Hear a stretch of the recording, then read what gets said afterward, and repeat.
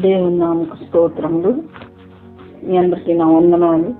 దేవుడు మరొక తరుణాన్ని ఈ రీతిగా నాకు ఇచ్చినందుకు దేవుని నామకు స్తోత్రాలు చెల్లించుకుంటున్నాను. కీర్తనల గ్రంథం 25వ అధ్యాయం 16, 17, 18 వచనాలు చదువుకున్నాము. నేను ఏకాకిని బాధపడువాడను, నా వైపు తిరిగి నన్ను కరుణింపుము. నా హృదయ వేదనలు అతి విస్తారములు. ప్రియ దేవుని బిడ్డలారా, ఈ మాటలు పలికినది ఒక సామాన్యుడో ఒక దిక్కు లేనివాడో కాదు. దావీదు మహారాజు దేవునికి చేస్తున్న ప్రార్థనలో ఒక భాగం. రాజు ఏకాకిగా ఉండటం ఏంటి? రాజుకు బాధలు ఏమిటి? అవును ప్రియ బిడ్డలారా, ఈ లోకంలో ఈ దినాల్లో కూడా అన్నీ ఉండి అందరూ మన చుట్టూ ఉన్న మన హృదయంలో మనం ఏకాకులుగానే ఉంటున్నాము. నేను ఒంటరిని, నాకెవరూ లేరు అని ప్రతి ఒక్కరూ అనుకునే దినాల్లో మనం ఉన్నాం.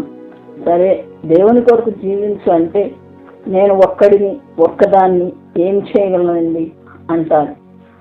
రాజే గాని దావీదు తన జీవితంలో ఎన్నో శ్రమలు పొందాడు. నిత్యము శత్రువులచే తరుమబడ్డాడు. అందుకే నిత్యము ప్రార్థించేవాడు. మరొక చోట ఆ మహారాజే ఇలా అంటున్నాడు.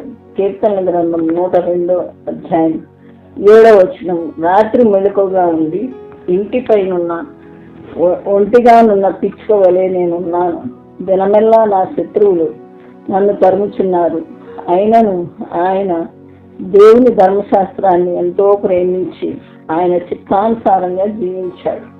కీర్తనలను రచించాడు. యెహోవా నా కాపరి, నాకు లేమి కలుగదు. ఎంత గొప్ప మాట! దేవుడే తన కాపరి అని ఎంచుకున్నాడు. మరి మత్తయి సువార్త 1వ అధ్యాయం 22వ వచనంలో, కన్యక గర్భవతి అయి కుమారుని కనును, ఆయనకు ఇమ్మానుయేలు అని పేరు పెట్టుదురు. ఇమ్మానుయేలు అనగా దేవుడు మనకు తోడని అర్థం. సదాకాలము దేవుడు మనకు తోడై ఉంటానని ఆయన వాగ్దానం ఇచ్చి ఉన్నారు. ఇమ్మానుయేలు దేవుడు మనతో ఎప్పుడు ఉండేవాడు. మనం పడుకున్నా, కూర్చున్నా, అరణ్యంలో అగాధ స్థలంలో ప్రయాణించిన ఆయన మనతో ఉండే దేవుడు. మత్తయి సువార్త 28వ అధ్యాయం 20వ వచనంలో, మరి ప్రభు అయిన యేసుక్రీస్తు ఆరోహణ ఒక మునుపు తన శిష్యులతో, తన చుట్టూ ఉన్న ప్రజలతో ఏం చెప్పాడు? ఇదిగో యుగ సమాప్తి వరకు సదాకాలం నేను మీతో కూడా ఉంటాను. దేవుని కొరకు గొప్ప కార్యములు చేసిన వారందరూ గుంపులుగా కంటే ఏకాకులుగానే, ఒంటరిగానే, ఎవరు తోడు లేకుండానే తమంతట తామే దేవుని కొరకు నిలబడినప్పుడు దేవుడు కూడా వాళ్ళ పక్షమై ఉండి వారి చేత గొప్ప కార్యాలు చేయించారు. ఉదాహరణకు ఆ దినాల్లో నోవహు ఒక్కడే నీతిపరుడుగాను, నిందారహితుడుగాను దేవుని దృష్టికి కనపడినప్పుడు మరి దేవుడు అతనికి రాబోయే ఉపద్రవం నుంచి ఎలా తప్పించుకోవాలి చెప్పి ఒక ఓడను తన కొరకు, తనతో ఉన్న వారి కొరకు కట్టమని ఆజ్ఞాపించినప్పుడు దాన్ని కట్టడానికి పూనుకున్నాడు. దేవుడు చెప్పిన యావత్తు ఆయన చేశాడని గ్రంథంలో రాయబడి ఉంది.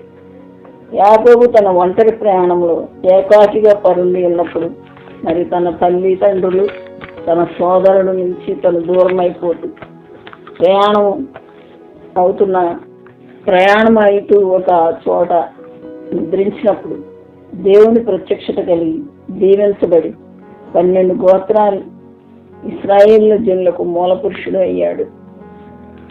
ఏలియా ఒక్కడు నిలబడి, ఒకవైపు 450 మంది అన్య ప్రవక్త, ఏలియా ఒక్కడు నిలబడి యెహోవాయే దేవుడని వారందరి ఎదుట నిరూపించాడు. ఇది కూడా మనకి 1వ రాజులో 18వ అధ్యాయం అంతా చదివినట్లయితే ఏలియా ఏ విధంగా దేవుని కొరకు ఒక్కడే నిలబడి యెహోవాయే దేవుడని నిరూపించాడో మనకు తెలుస్తుంది.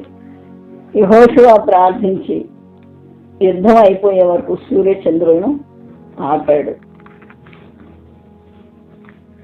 దానియేలు రాజాజ్ఞను లెక్క చేయకుండా ఏ దేవుణ్ణి ప్రార్థించకూడదు, రాజుకే తమ అవసరతలు చెప్పుకోవాలని రాజాజ్ఞ బయలుదేరినప్పుడు దానియేలు ఒక్కడే ప్రతిరోజు ముమ్మారు దేవునికి ఒంటరిగా ప్రార్థించాడు.